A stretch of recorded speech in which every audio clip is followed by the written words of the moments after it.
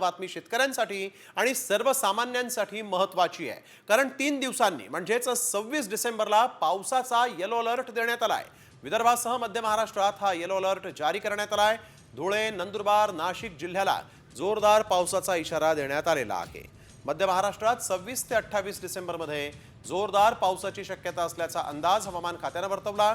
ईशान्येकडच्या राज्यांमध्ये पावसाला पोषक वातावरण तयार झालेलं आहे आणि याचाच परिणाम महाराष्ट्राच्या तापमानावर होणार आहे।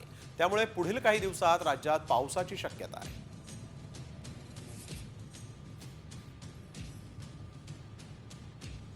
तर कोणकोणत्या भागात हा पाऊस येऊ शकतो पाहूयात ग्राफिक्सच्या माध्यमातून। विदर्भासह मध्य महाराष्ट्रात येलो अलर्ट जारी करण्यात आला आहे। 26 डिसेंबरला पावसाचा येलो अलर्ट जारी झाला आहे।